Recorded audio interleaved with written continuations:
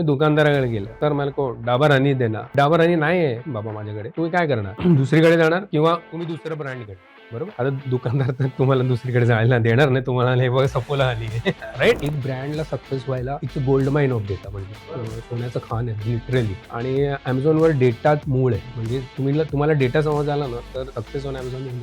अमेझॉनवर business चालू करायचा कोणीही करू शकतो की काही स्पेसिफिक रिक्वायरमेंट आहे for starting business on Amazon? नाही, कोणीही करू शकतं. अमेझॉनवर मी धंदा केला तर मला तिकडनं एक चंक ऑफ बिझनेस मिळेल, पण ते खरं आहे का? हो, खरं आहे. म्हणजे तुम्ही साइड इन्कम म्हणून विचार करू शकता का, आणि त्या हिशोबाने तुम्ही सेटअप करू शकता का? हो, करू शकता. समजा तुम्ही विकताय, सिद्धार्थ नाव लावून आम्ही विकतोय सिद्धार्थ टी शर्ट, आणि समजा माझा हा टी शर्ट खूप पॉप्युलर झाला, तर उद्या उठून कोणीही सिद्धार्थ टी शर्ट चालू करू. जर तुम्ही रजिस्टर्ड नसेल केलं ब्रँड अनालिटिक्स म्हणून एक खूप इम्पॉर्टंट सेक्शन आहे. ह्याच्यामध्ये एवढा डेटा आहे ना. पण मला माहित नाही की मी अमेझॉनवर विकू काय, तर मग त्याला आयडेंटिफाय करायला आपल्याकडे काही असे मार्ग आहेत का? कमीत कमी कॉम्पिटिशन असलेलं कॅटेगरी किंवा प्रोडक्ट बघायचं. in general, if somebody is planning to start a business on Amazon, what are the hot categories? अमेझॉनची अल्गोरिदम बोलायला अल्गोरिदम आहे. मार्केट साईज खूप मोठं, पण मार्केट साईज मोठा असल्यावर कॉम्पिटिशनही जास्त, आणि कॉम्पिटिशन जास्त असल्यावर तुमची मार्केटिंगची कॉस्ट पण तेवढी वाढेल. Go0चा जो फाउंडर आहे तो तर क्लिअर आहे, मी तर